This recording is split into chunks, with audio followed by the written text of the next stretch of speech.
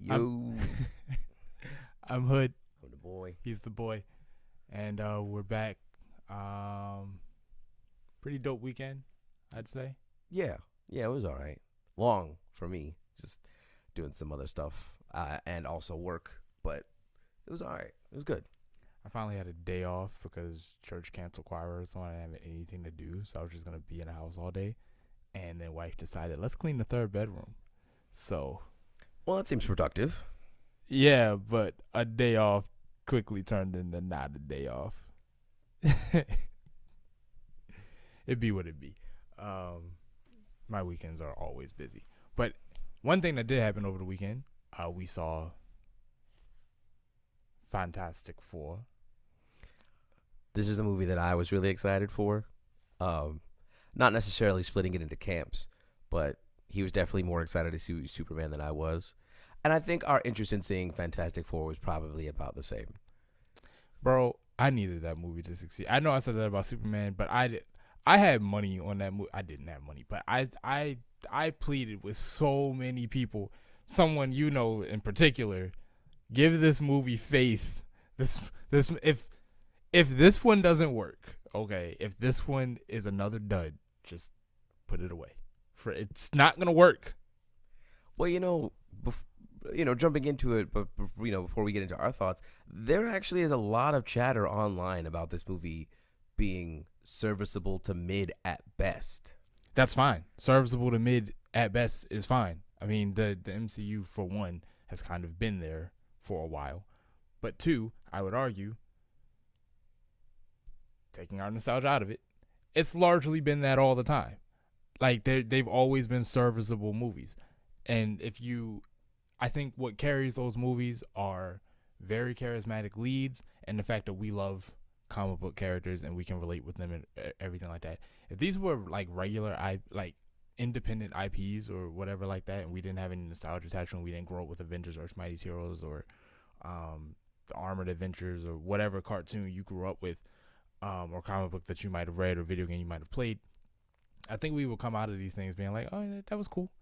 Also, we were younger, like we were kids when a lot of that came up. So when it started, we were children, so we're easily impressed. And as we're getting older, we're maturing, yes, but it's already being built on nostalgia. And we had a climax. Endgame was a climax. And even though the MCU has been going on since then, it doesn't show any signs of stopping. I feel like mentally we all know that was I think our brains literally go, oh, it's over. Everything that happens after this is something new. And so now, even though they're not starting fresh, our brain is like, you're starting fresh. And so now you're judging it you're starting at the beginning with your adult mind. There's no nostalgia attached to it. There's no easily impressed child brain attached to it. It's just the raw product. And now we're seeing it for what I would argue it's kind of always been, where it's like most of them are good and a couple of them are great. And one is fucking phenomenal. Are we talking about, like, what are we talking about? That depends on what you're talking about, because for me, my phenomenal MCU movie is The Winter Soldier. I still think. Oh, okay. You're talking grand scale, not specifically with, because I thought you were referencing things post Endgame. Oh, no. Well, is there anything post Endgame that I think is phenomenal? I mean, you already know what my answer is. Yeah.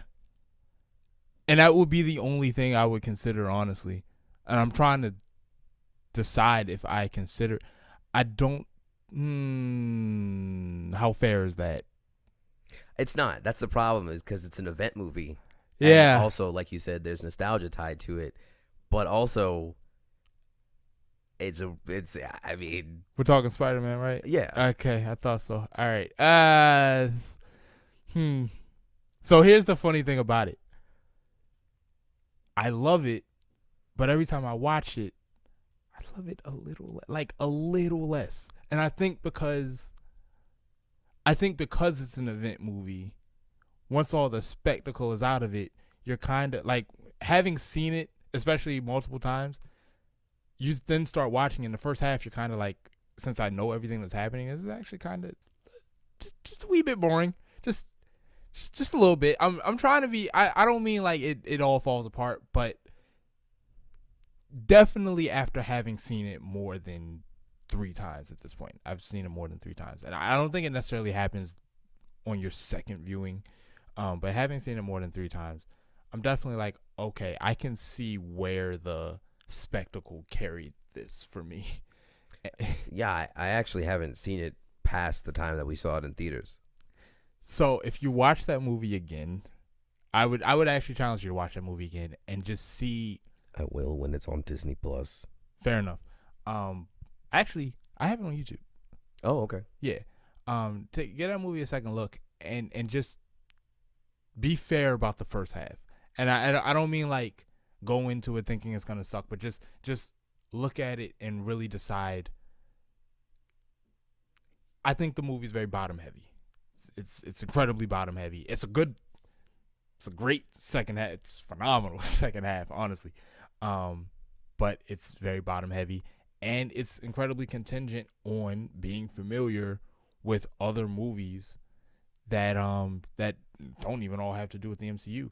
Like I watched it with my mom, and because my mom's a Spider-Man fan, just in general, and she hadn't seen the Andrew Garfield Spider-Man movies, so Andrew jumping to save Michelle or MJ or whatever, like it's not gonna hit the same. And I mean, like, Peter about to lose his girlfriend, and other Peter comes and rescues his girlfriend. You can still celebrate the heroism of that, but you can't celebrate the moment. Like you can't relate to the moment if you didn't grow up on. He didn't catch. Well, he caught her. He didn't save her. Like he didn't save Gwen, and you know how we felt like in the theater when that happened. Yeah. I don't remember who I saw that movie with, or maybe I saw it by myself, but it caught me off guard because I wasn't familiar with the death of Gwen Stacy moment in the comics. So watching that happen, I was like, "Oh, that's fine. This is fine. Crack. This isn't fine anymore." And the older I get, like the more, like I remember the first time I watched it, knowing it was coming, I actually wasn't phased. I was like, well, I mean, that sucks, but these are movie characters. Like, it's not real. But the older I get, this stuff rings more and more true. Maybe it's because, you know, you get older and you start to relate to some of these losses. Like, you've lost friends or family, loved ones or whatever. So it's a little harder for me personally to disassociate. And the last time I watched it with daughter, because I was showing her all the Spider-Man movies. When we got to that point, I was legit like crying on the couch. Like I don't even know where that came from. I couldn't help myself. I just started, wow, because now I had somebody in my life that I was inserting into that moment, and I was like, I don't even know how I would to be that like personally attached to it. Like it's not just losing someone; it's you kind of lost him because you messed up. That wasn't smart. And now you have to carry that. It's like if I had been a little wiser, a little older, I would have known how to handle the situation. I could have actually saved a life. Like a lot of times when we say I could have done something different, it's just what we tell ourselves to help us through the situation. But in his situation, he really could have done something different. He just didn't know. And that's got us. Yeah. But he got to redeem himself. Yeah. And that's that's the only MCU movie post Endgame that I would say I find to be phenomenal. Everything else, mid to good. Honorable mention though, I will say Thunderbolts was actually I would say Thunderbolts was pretty great. I would say it was pretty good. Yeah, that's fair. Like if we're talking about like bad, good, great, fantastic, then I would put Thunderbolts in the great category. All right, now where would you put the Fantastic Four? I would also put Fantastic Four in the great category. Explain yourself. So, are we spoilers? No spoilers? Minimal spoilers. Minimal spoilers. Okay. So I really enjoyed this movie. First and foremost, I'm getting this out of the way because this was a big conversation that I was having with some coworkers. if you can, do your best to not compare this movie to Superman, because this is the Fantastic Four. Superman is Superman. I understand that they came out one after the other, and they're both superhero movies, and they both got hype behind them, but they're not the same movie. They're not the same universe. They're not the same comic book company. Like, It's part of the gig, my brother. no, and I feel It's you. part of the gig. I feel you. That's what they were saying. It's like, look, competition breeds competition. It's like, I feel you.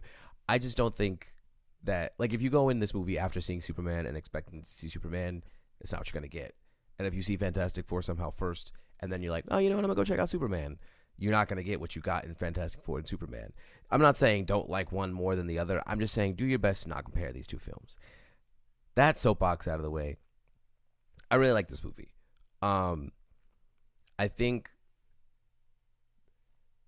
getting to see what the Fantastic Four looks like in the aesthetic of the Fantastic Four, I think really went a long way. Something that kind of worked, but kind of didn't work for the Fantastic Four movies that we watched growing up, not including Fan Four Stick, is that they're set in the modern day. So, kind of the charm of that, like, retro 60s, but also somehow in the future, like that mesh, you don't really get that because everybody is, driving BMWs and there's skyscrapers everywhere. Here, you got your Beatles, and that's pretty much it. Everybody's walking around in their cardigans and their turtlenecks, and Yeah, it's 60 set today. right. Which I was like, what time period are we in? Because I couldn't tell, and I don't think that's a detriment of the movie.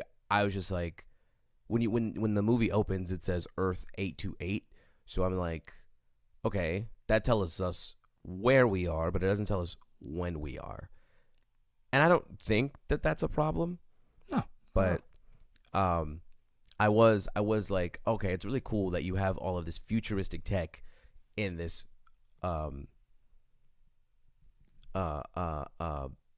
retro setting. I thought was really good. So the world itself, the aesthetic, I thought was really good. In terms of the characters, I think everybody did fine. I really liked Johnny. I really liked Reed, Sue, the Thing, Ben. I think the actors portrayed those people fine. I actually was really interested in Reed, which, from what I'm hearing a lot of online, a lot of people thought that Reed was kind of like the weakest of the four. I think Pedro did fine.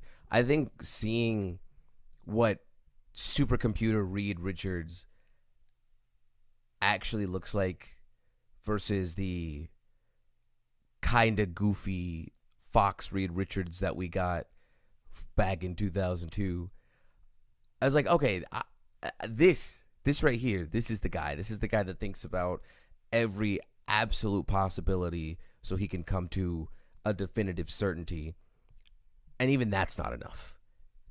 Yeah, so Reed actually in this movie spoke to me quite a bit, and I would actually argue that he was probably my favorite of the four. Now, I'm going to try to explain this in a way that doesn't make me sound egotistical, because I don't mean that. First off, I will give Pedro all the props that he deserves. While I still stand by aesthetically, I don't think that was the guy. I think he helps to prove why aesthetics aren't everything. If you can play the part, you can play the part, and I think he played the part. But listening to Reed explain his philosophy throughout the movie, it captured that family dynamic, and all four of them helped capture that family dynamic. But some of his monologues help capture that family dynamic from the standpoint of, like, when you're the father, being very new to this position, and now being a family man myself. When he was talking, like, I anticipate the worst and I try to see what I can do about it. And his wife pleading is like, sometimes the fact that you do that kind of isolates me and isolates everything. I'm like, I feel that struggle. So, because you feel the pressure of taking care of your family. I want to make sure the kid is okay. I want to make sure you're okay. I want to make sure the house is okay. I want to make sure you're able to accomplish your dreams. I'm able to accomplish my dreams. Every decision you're second guessing, you're questioning. You're like, is that the right thing? Is this going to pay off in the long term? Is she going to trust me after this? Is this going to strengthen our relationship? Is it going to weaken it? Is this going to set us up for success or failure? Blah, blah, blah. And every little thing that comes up in conversation, the first thing that my mind goes to is, how can this go wrong? And what can I do to make sure that it can still happen, but it go right? Because you don't want to just go like, don't do that, because that's not going to work. Like, for a quick personal example, I understand that you're going skydiving. At some point. Yes. And my wife has interest in skydiving.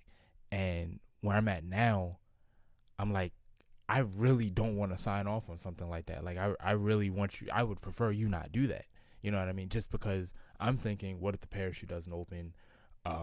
What if you get tangled? Is it worth the risk for no? But also, like, you don't want fear to stop you from taking action or anything like that. And Reed just living that, trying to walk that line, and ultimately recognizing it as a flaw in himself and trying to find a solution to it.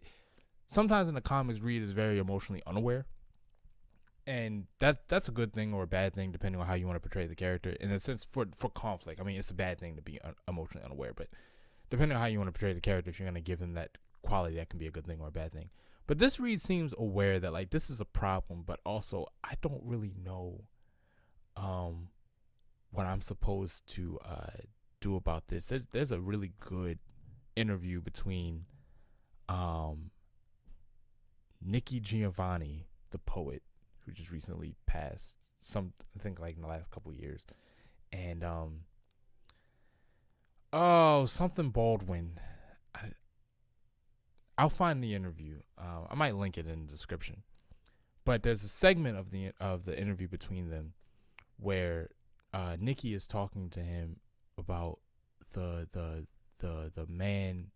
He goes to work and he exhausts all his energy putting on his performance at work so he can keep his job and keep getting paid. And then he comes home and has very little left to give his wife. And now the wife catches hell and everything. And she has this one line that hits every time she says it. Because I love you, I get the least of you. You know, like, I'm the one in the house. I'm standing by you. And because I'm standing by you, because I have attached my life to you, I'm the lightning rod for all the bullshit that's going on in your life. And we have to do something about that. And he fires back, and it's like, my ability to give all my energy to that job keeps these bills paid. And if I can't perform there, these bills don't get paid. And she's like, that is in fact a conundrum. And they both acknowledge that this is a problem that we have to solve, that neither one of us know how to solve. So all that to say, I really appreciated how Reed was portrayed in the movie, almost so much that I don't have much to say about the other characters. Yeah, although not to speak on your behalf, I do want it to be known that I think everybody pulls their weight. Yes. In this film, Sleeper, Joseph Quinn, Human Torch, Johnny Storm, actually really does make it seem like Johnny is just as smart as the rest of the crew. He's just a bit more lighthearted than everybody else, which I'm so happy to see a smart Johnny, like, bro. Right. No offense to Chris Evans, because we love Chris Evans. But Chris Evans, Johnny Storm, who is also a rocket scientist, was more about women and the comedic gag and less about being like, I can't think of the right. You get more of that in Rise of the Silver Surfer when he actually does have to kind of face the problem head on because he becomes the problem.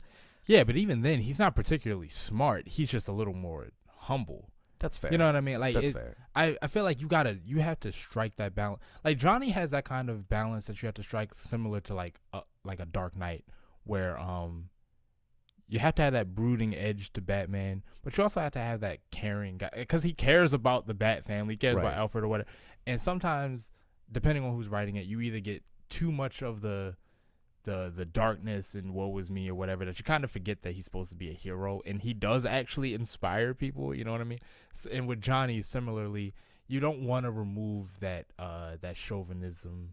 You don't want to remove that lady killer vibe, or that fun loving, lighthearted, kind of takes a shot at everything kind of person, but just not at the expense of forgetting that he was in space because he was qualified to be there. Yeah. You know? Yeah. That is one thing that I'll say that may or may not be, depending on how you feel about it. The movie is incredibly isolated. You don't really see the family interact with anyone except for the family. And that's for better or for worse.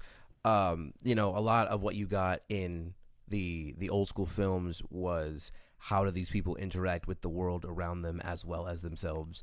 But this movie really does feel like the subtitle first steps. It's like let's zero in, let's hone in, let's get to know these people before we start introducing larger concepts like the world around them. You get a little bit of that with Ben, because there is a hint at a budding potential relationship. But Reed and Sue are pretty isolated in themselves, and Johnny deals a lot with the Silver Surfer, who in this movie is Shia LaBeouf.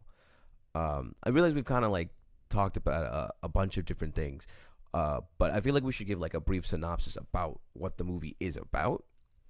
Okay, fair enough. So in its simplest form, Shia LaBeouf, who plays this movie's version of the Silver Surfer, who is comic accurate, asterisk, I'm going to come back to that, comes to Earth and basically says, hey, so Galactus, he eats planets, and your planet is the one he's decided to eat next.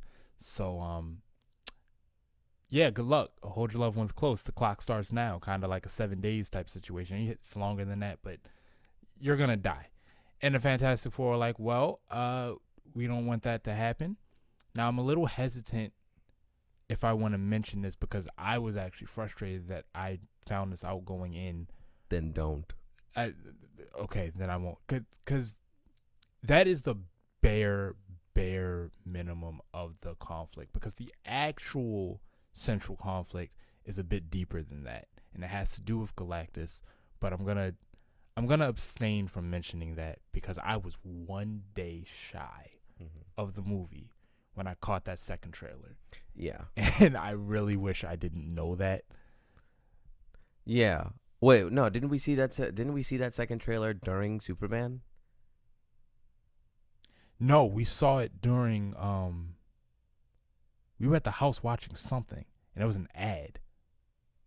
Wasn't it Monday Night Raw? We saw it on Monday Night Raw because we were filming. Yeah, we saw it. So I was a couple days Yeah. shy. Yeah. Absolutely. Yeah. Right. There's a very big plot point, like I said, that we're kind of dancing around that we feel is pretty imperative to the enjoyment of the larger experience, and not knowing that, while it didn't take away from that, it definitely was a little upsetting. To kind of piggyback off that, once that conflict starts going, the conflict is how do we take care of Galactus and this secondary conflict at the same time. We argued all throughout the movie, by the way, Yeah. around that. Yeah. Because without going too much into it, you kind of start getting a bit of a trolley problem here. And that's all I'll say. And while that's not going to be the topic of this video, and I wasn't necessarily disagreeing with him in certain aspects, the conversation of do the lives of the few outweigh the lives of the many is very prevalent in this film. It's a very big talking point in the plot of this movie. So, it's kind of up to you to decide that, and where do you stand on that line, and if you agree with what happens within the film. But that's basically the plot synopsis. I feel like I've talked a lot. What do you want to talk about? Let's talk Galactus for a minute, because Okay. I think, speaking for myself, the biggest thing they had to get right was Galactus. Because the last time we saw Galactus, he was a cloud. It was a cloud. I think you are mistaking Galactus with Parallax. No, Parallax was also a cloud. I know. Ain't that crazy? Listen, admittedly, CGI then is not what it is now. And I know that's not necessarily an excuse, but what, Rise of the Silver Surfer was '07. Brother, you could have gone ego with it if you wanted to and just made him a regular guy to save on the CGI if you wanted to do that. No, that like I would much rather have a Cloud than have Ego be Kurt Russell. Like, I'll take ego, bro. Like I'll take the because like at least with Kurt Russell, at least the planet was still ego, and they just found a clever, or maybe not so clever way of keeping him on a relatable level so we could interact with it, because it's a little hard to have someone interact with the planet. But they didn't come out and say like ego was actually just the 6 foot tall guy and that's all there is to it. No, he is the planet and he's just taking corporeal form. I think I might be using that word. corporeal. Corporeal form. Yeah, there we go. So he can interact with the people. But Galactus, there was no such thing. He was just the Cloud. He never speaks. Yeah, that's fair. I mean, like I said, I'm willing to cut them some slack because it was '07. We're almost 20 years removed from that movie. So we have come a long way in technological advancements. I think it would have just cost them a lot more money than Fox was willing to shell out at the time. Make it a CGI Cloud and keep it moving. Was it right? No. But was the movie at least enjoyable to some degree? I think so. Oh, I really like the movie. I just hate Galactus. Yeah. You were saying though, Galactus. So this Galactus, Huge. wow. I like from the I no exaggeration when I say this. From the moment he appeared on screen the first time, like the very moment, I was like, "Oh, this is different. This is about to hit different." Yeah, the bro. first thing that you see from a Galactus isn't even his body. Well, if you're not talking about his ship, you don't see his body. You just see his eyes. And like, if the Fantastic Four is like my fingernail right here, I'm Galactus. Like that's the size difference. It was insane. It was insane, bro. Like the size, the atmosphere, just the way he was kind of in the fog at first. When those eyes open and he just first starts moving, you see the huge tubes that are kind of in his back or his throne, really, whatever it is he's sitting on. Maybe it's his lounge chair. I don't know. But just from that very much, like you remember at the start of Infinity War, when Thanos just beats the crap out of the Hulk, and you're like, oh, you're legit. It's the same feeling I had, but he didn't have to hurt anybody for me to feel that way. He really just had to open his eyes, and I was like, immediately we are in different territory. This is the Galactus I wanted the first go round. Yeah. Fun fact, I actually have really bad megalophobia. I realized that it manifested in Kingdom Hearts. There's a boss fight that you have with Ursula where she's just this giant floating head. And to this day, as a almost 30-year-old man, that fight is still one of the banes of my existence and why it's hard for me to go back and play the original Kingdom Hearts, because the fight just scares me. Like, you and Sora are this big and Ursula is the size of the microphone. It's horrifying. So I've got really bad megalophobia. Watching Galactus, I was just like, oh, this is ticking something in me that I don't really enjoy. But not in a bad, in a bad way, but not in a bad way. Like it was just really good to see Galactus as big as he was. And it's also cool to see Galactus. Now, the one thing I think is a little, and maybe you could help me, because Galactus should be bigger than the planet, right? Or does he have the ability to change his size? He can change his size. But all the material I've consumed when it comes to Galactus, and that's not a whole lot, so don't take me as the resident expert. But all the material I've consumed with Galactus is that while he can change size, generally speaking, his default size is about where we saw him. You know, if he needs to grow bigger, he can grow bigger. But he, like, a lot of promotional material will show Galactus like holding the planet in his hand or like biting into it. But he more so kind of uses his ship and the machinery in his ship to drain the energy from the planet, and he puts that directly into his body. So he himself is not that large by default, though he can be, and he's not that small by default, though he can be.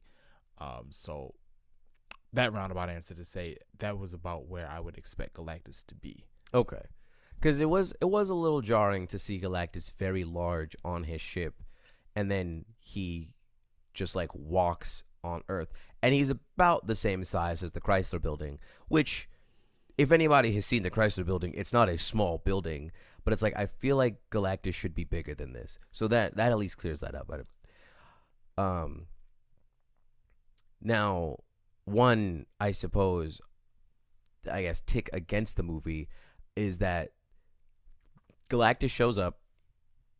They go back to Earth to figure out how to deal with Galactus, and then he's here, and you have that like you're basically your final confrontation with Galactus. It feels kind of short.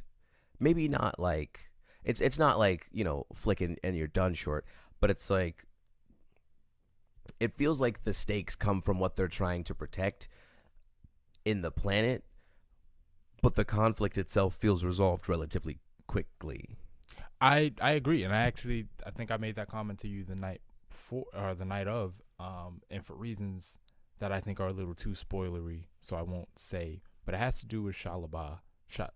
Shalabal. Okay, so here's where my asterisk comes in. And I guess when I say this is going to be a spoiler, but it is what it is.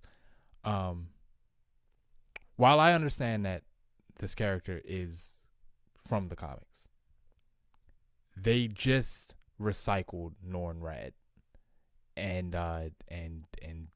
did what they did. And you already know that I have a fundamental problem with that kind of thing and all the reasons why. So I'm not going to get on the soapbox right now and talk about it. But before we watched the movie, when I was at the house getting ready to leave, I was sitting down watching the Fantastic Four cartoon from, I think, the 90s. I think that's the version of the show I was watching. And I was watching all the Galactus episodes. I think there's like 5 of them. And they're 20 minutes, so you can get through them relatively quickly. And I get to the one where Johnny meets a girl named Frankie, who, through shenanigans, ends up becoming Herald to Galactus. And the entire time, I was thinking, if you wanted to have your inclusion, because it's not a crime to acknowledge that's what it is. If you wanted to have your inclusion, you had a woman herald to Galactus that is not a repainting of another person. And yes, I know I get it's not Norn Rad gender bent, but they made it Norn Rad gender bent by giving her Norn Rad's story. And I was thinking of Frankie the entire time. And in fact, this morning when I had a moment, I Googled just to make sure that Frankie wasn't like TV show exclusive, because I've always remembered Frankie becoming Herald to Galactus afterwards, and I've always liked the Frankie character, and I've always kind of wanted to see her in a movie. And I was like, well, maybe that is just the cartoon, similar to like Harley Quinn, where she was made for the cartoon and then she reached popularity. But no, she's in the comics. So I'm like, you had your character, and for me, watching them use this character to tell the same story, 1, felt lazy, 2, made it very predictable, and 3, felt inferior to how they did it the first time, because they kind of, I'm bringing it up now because of your point that the climax is very rushed. The defining moment kind of comes out of nowhere. And not that there's no precedent for it, not that it's not established at some point in the movie. But when Vader throws Emperor off of the thing, right? Luke has basically been pleading with him the whole movie. He's had a couple of conversations with him, and he reached out to him at the end of Empire Strikes Back. So when he does that, you kind of feel like it's earned. This kind of felt like if Vader had said, "I'm your father, how about you join me and take down the Emperor?" And Luke had said right then and there, "Well, how about you turn on the Emperor?" Then they never revisited it, and then Vader threw Emperor over. And you're like, I get that he floated the idea by you, but you didn't cook that at all. You know what I mean? Like, Yeah. I don't know much about.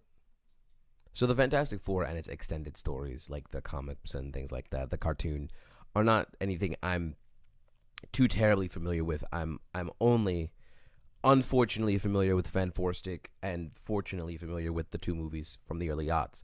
So I had always figured, because according to a friend of mine who is into the comics, Shala Ball is like the current Silver Surfer in the comics. So That's why I'm not familiar. right, what Marvel was trying to do was use a bit of relevancy and familiarity with people who are watching or who are reading things today. So if you're reading comics, the current Herald is Shala Ball. I could be incorrect about that if I'm misunderstanding him, but that's what I'm understanding, is that if she's not the current Herald, she is at least the most recent one before who we have now. So it's kind of like Daredevil, where they were using a character named Muse in Daredevil, and they used Daredevil because Muse is a relatively newer character, wanted to get some relevancy, wanted to tie things back to the comics, so on and so forth. I think that's effectively what they did with Shala Ball. Yeah, because it worked so well in Daredevil. Well, I mean, I think it worked for this movie. I think she was able to run off the rule of cool just long enough for her to be interesting to watch. It's when you get to the climax and everything resolves the way it does, where you're like, man, everything up until about right there, that's where it's like, all right, that felt a little half baked. Well, sure, I'm not begrudging the character, and I'm also not suggesting that just because this is a remake or whatever, like it's played out, because we've seen characters get remakes before, or reimaginings. They come through, they do something cool, and you can be just as enamored with the updated performance as before. My problem is that all the things that make her cool are all the things that made Norrin Rad cool, and it feels like to me this was an easy out, and I don't like that kind of thing. I would have been fine had it not been Silver Surfer. You could have used a different Herald, and I know why you don't just want to throw another dude in there. Like I totally understand that, but it's the icon principle that I've told you about before that I don't think I've ever explained on camera, so I'll briefly break it down. I define the icon principle, and this is a Hood original. The icon principle is thus: you as a studio want a Superman-like character because Superman is cool. There is a Superman-like character and a black character named Icon, but Icon, ironically enough, is not mainstream iconic. So what do you do to get the black representation and a character as cool as or as powerful as Superman? You don't use Icon, you turn Superman black. And now the guy who made Icon, who's waiting for his big break, is told your character remains on the shelf, because even though this is what you made him for, basically, this is exactly the time and place for a character like Icon to get in the limelight. It's harder to sell Icon than it is to sell Black Superman. So we're just going to sell Black Superman. And I get that there's an Earth where Superman is black. That's fine. It is what it is. But I'm at the point where the comic book argument is not really an argument to me, because it's still playing into yes, I get that there's a universe where Superman is black. I get that there's a universe where this person is a girl or that person is gay or whatever like that. But there's already a gay character that you're not using. There's already a black character that you're not using. There's already a woman character that you're not using, who literally in the comics serves the same purpose, but nobody knows them. And that's why you're not using them, because you know nobody knows them. Well, I mean, you actually just brought up a good point. We're in Earth 828. So what if in the comics, in that Earth, it is Shala Ball? Still, sure, but to me, it's not. I'm appealing to something real world. I'm appealing to something behind the scenes, manipulative, where they know just enough, they get just enough information together to have plausible deniability, where you can say something like, well, this is the Silver Surfer from 828, so we're just following the comics. It's like they're kind of maliciously using that to play the same game they've been playing the entire time. Because it, like, to me, it seems plainly obvious that to them it's a game.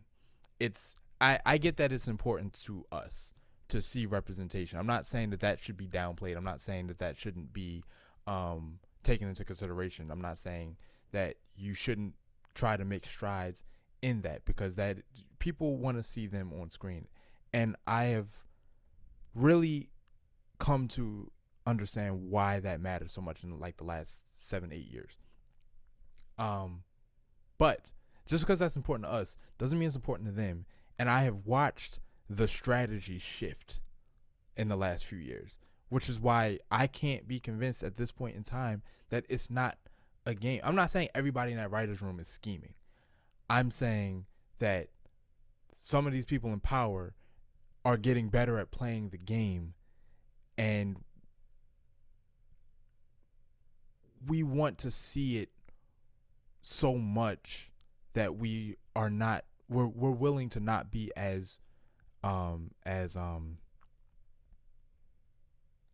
critical in the way that they do it, because we're just happy that they do it.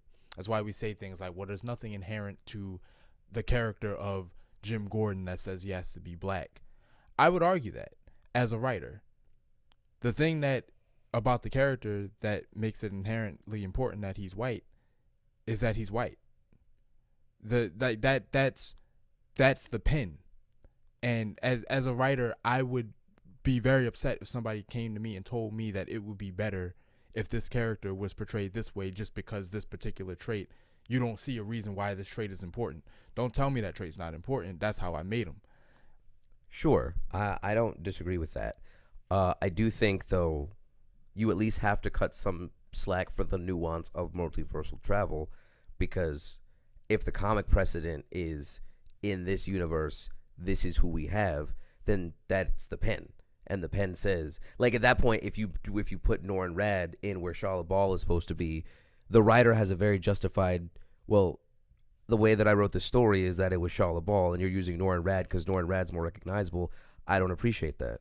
Fair enough. Now I will say this part with a big asterisk because I haven't read the comic with Charlotte Ball in it, but I would wager that if we read Charlotte Ball's story, it's probably very different than Norrin Rad's. And I say that because, and now if it's not, then I'll take the L on that. But I mention that because what I suspect is you take the story that's easier to tell in the face that it's easier to tell with, because it accomplishes both. You don't have to take a risk on something that's unrecognizable. You don't have to take a risk on a less conventional story. And you don't have to take a risk on criticism from lack of inclusion. If I was in the room with the one writer, I would believe that that's all genuine. But I'm facing down the studio, and I don't believe any studio is that well-meaning. We've seen them play too many games. Sure. So I guess we'll go do our research and we'll get back to you. Word. Now, none of that is to say that there's anything wrong with the character. This is a personal beef that I have with the way these things are made. That's not to say that there's anything wrong with the actress. That's not to say there was anything wrong with the performance. That's not to say there was anything wrong with the events as they unfolded in the movie. All of that I think was cool. I think I actually wish I knew the actress's name at this moment. I don't really know the names of any of the actors in this movie. I wasn't paying attention. I wish I could tell you her name at the moment, because I think she did a fine job. And like you said, she absolutely ran on the rule of cool, and that can be enough sometimes. I just wish that if they, like, I wish her character didn't feel like as disposable as it did, where they were just like, well, we know that you know what decision she's ultimately going to make, so we don't really have to do a whole lot of work to get you there. I would argue that should do.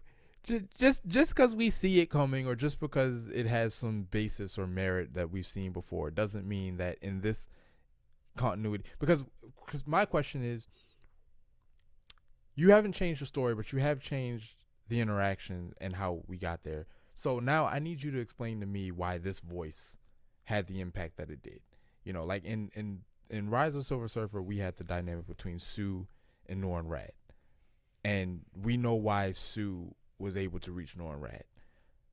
Explain to me in this movie why this character speaking to Shia LaBeouf had the impact that this character had. You didn't really do that, so that to me is a weakness of the film. It nothing to do with the politics, nothing to do with my personal view of the bending or anything like that. I'm like looking at the movie, I'm like, I feel like you relegated her to, she'll be here to look cool, and then she'll show up to make the last minute decision, and we'll sprinkle a little bit of what we consider character development at the 20-minute mark, and we're golden. Yeah, and I mean, and that's what I was saying earlier. Is like I feel like that sequence at the end started off really strongly, but felt a little rushed, closer towards the ending of the conflict. But I mean, outside of that, I don't really have many issues with this film. No, not at all.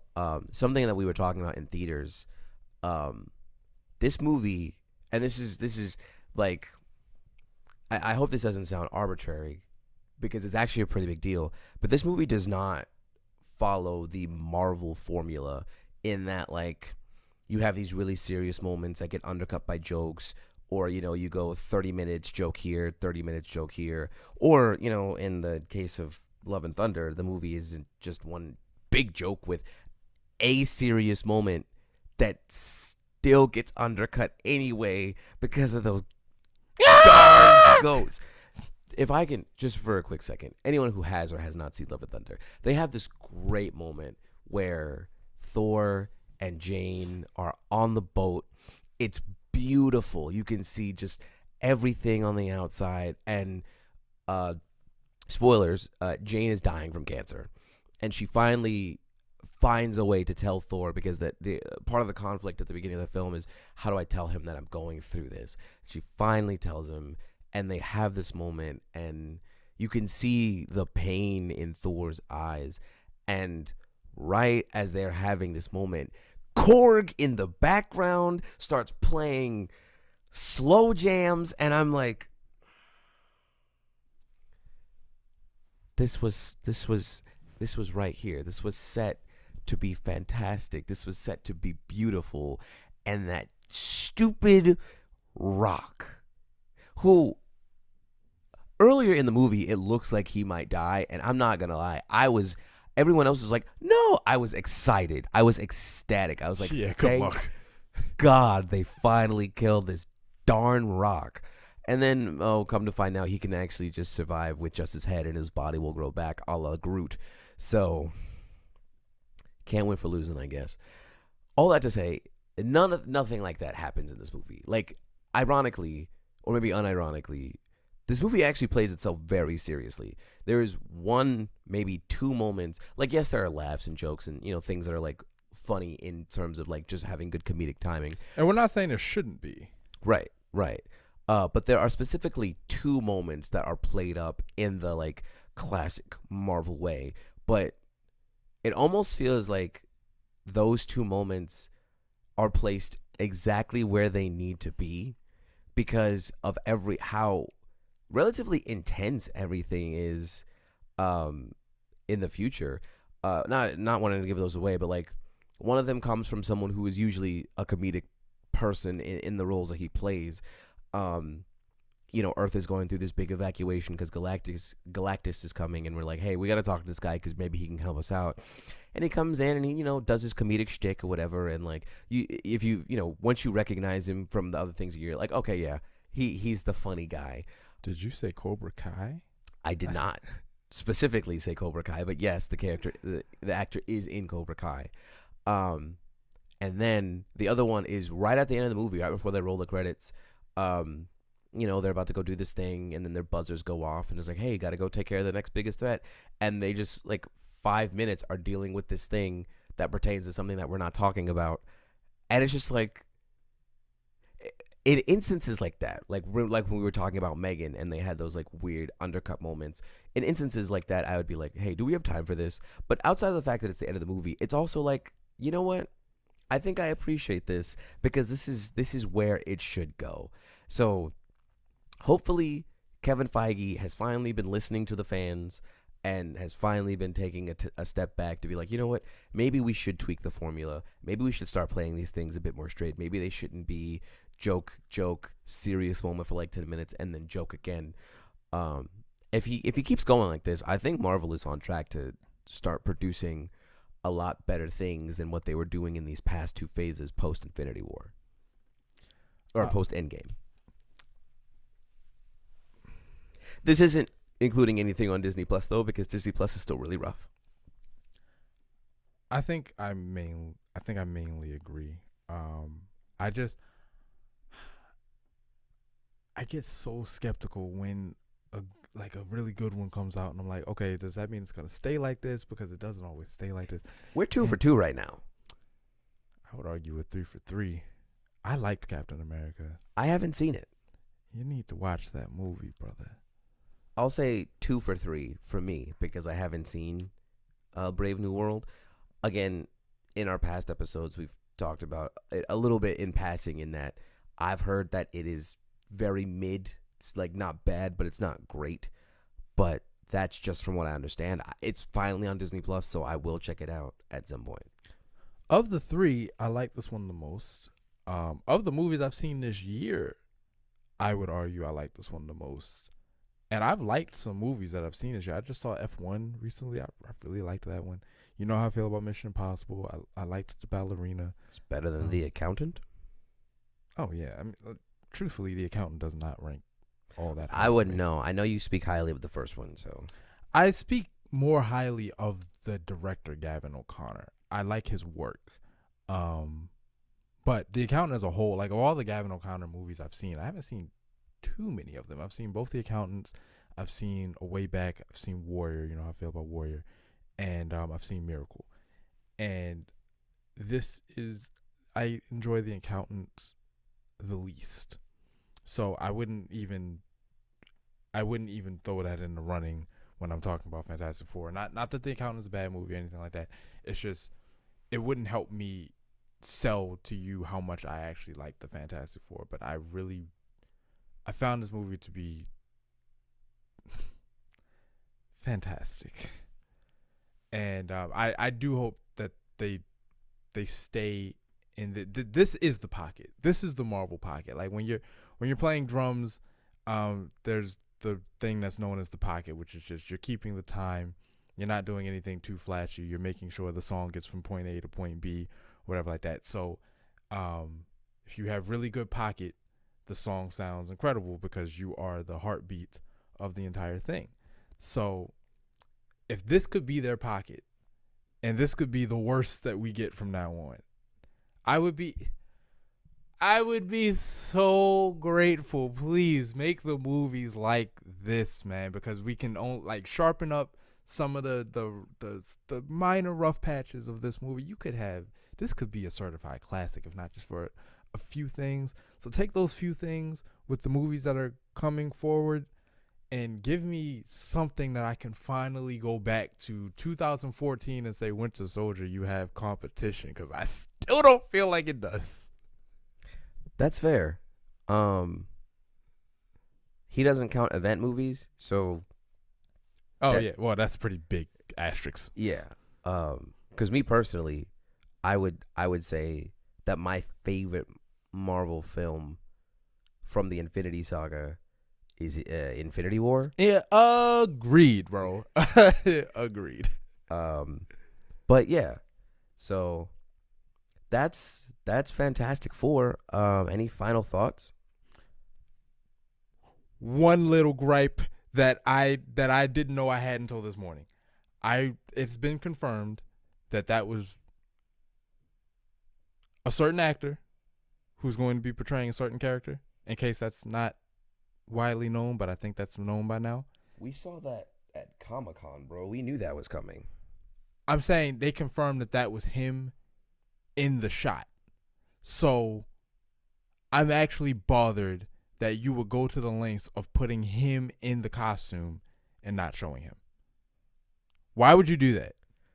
Well, I mean, I don't really have a good reason as to why, but also like, what?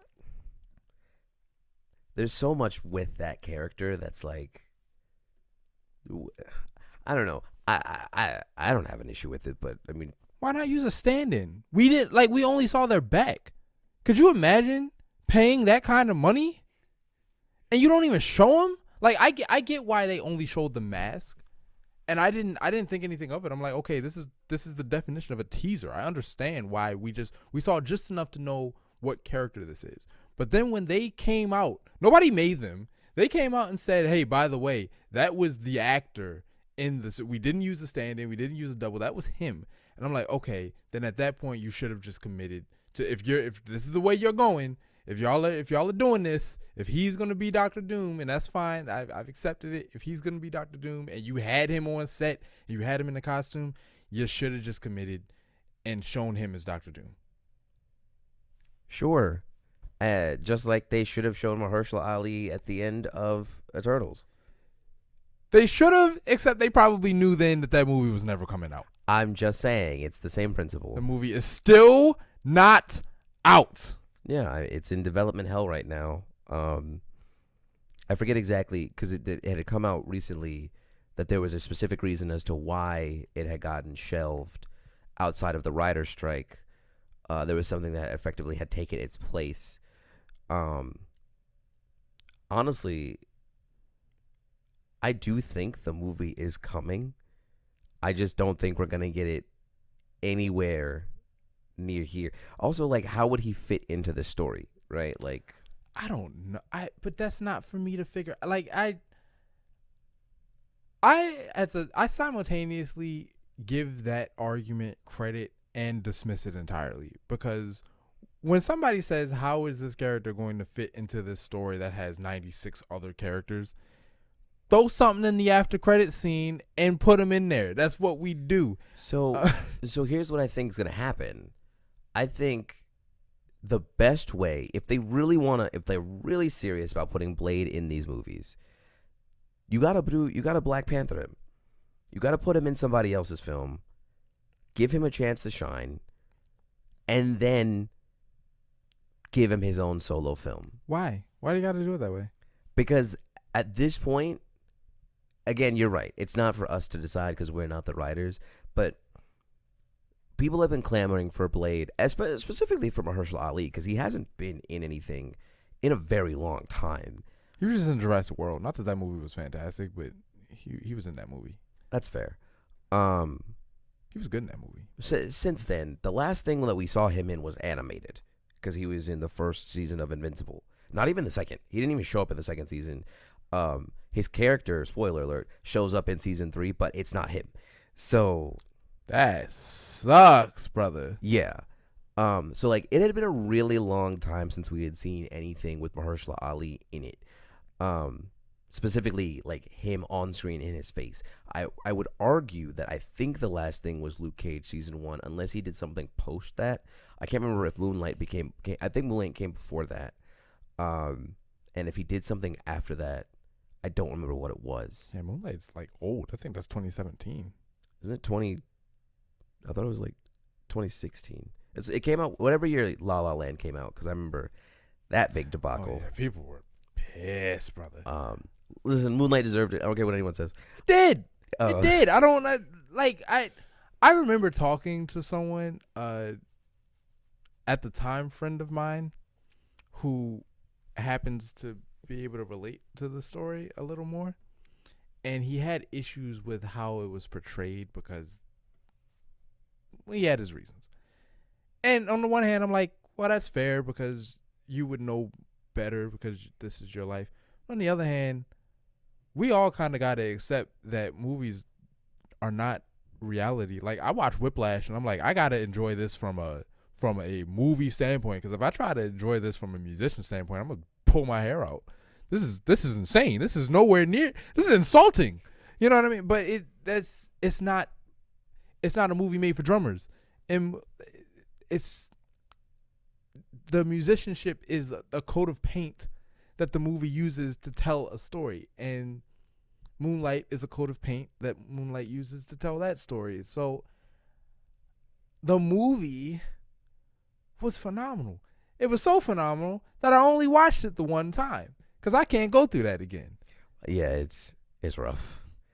But yeah, so it had been a while since we've seen Mahershala Ali in anything, and a lot of people are like, just put him in something. So I think at least give us the character. Listen to the fans. I'm not saying that the fans are always right, because the fans want some things. Speaking as a wrestling fan, the fans want some things that just don't make any sense. But like, so you're more so saying like, not, don't put him in another movie first because that's the only way to sell the character. You're saying put him in another movie because that will give him an opportunity to actually be on screen. Yeah, because his movie is having so much trouble. Yes. Okay, I can agree to that. I at first I thought you were saying like the only way you'll get him off the ground is if no. Give the character some legs to start running with, and give the actor something to do, because he's so excited to be this character. Like, you could tell, you can see in interviews and things that he's supposed to. He really loves the character of Blade, and he really wants to be Blade. It's just like, when do we ever get that? If we're even still getting it. It's kind of like, and I'm actually okay that we're not getting this film anymore, although it apparently is somewhere still in development. Hell, I hope we don't get it. It's kind of like when Jamie Foxx was slated to be Spawn, right? Like, I don't personally want that. That was a thing? Oh yeah, that was like confirmed and everything. Jamie Foxx is going to be Spawn. I don't personally want that, but that's besides the point. Then something happened, and comic book movies were kind of on the decline, and then he himself got into some issues with his health, and people were like, "Oh my God, Jamie Foxx is never going to be in another movie again." And then he got better, and it was like, "All right, cool, we can finally get Spawn," and haven't heard anything about that in like 2-3 years. So it's like, if you want the character, if there is a way to slot him into a larger universe, so that way the character has something to do and can float a little bit before taking that solo flight, I say give it to us. I think Spawn is the perfect example. We're already in the preparation for Doomsday, and we already have a bit of precedent for Spawn via his relationship to Kit Harington. I believe he was the Black Knight. Yeah. So we're getting into we're beyond me. I can't tell you anything about the Eternals or Black Knight or anything like that. I can only tell you what the movie said, and if the movie's lied to me, I wouldn't know. Well, no. I think that was his character. I know a lot of this stuff from Marvel Snap. So, but just knowing that those two have ties together, not saying that Eternals needs a sequel because apparently it wasn't good in the first place. It is of the three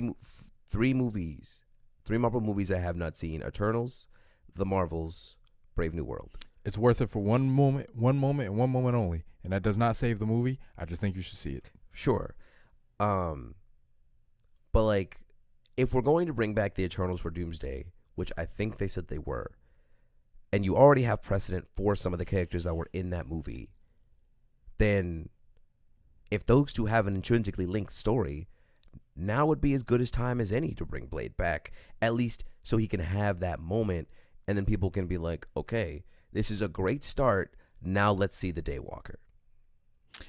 I would, under those circumstances, I would absolutely agree. I don't really much care for Blade, but I do like Mahershala Ali, and I haven't had reason to really think about Blade, but every time I see a report and it reminds me that movie's supposed to be coming out, it's always negative, and I'm like, he seems like a genuine guy, and he seems like a hard worker or whatever like that. He's not the kind of person that it feels like this should be happening to. It's like, get whatever is not working in order. Like, I think the last report I heard is that they like fired the director or something like that, and they're going back to formula.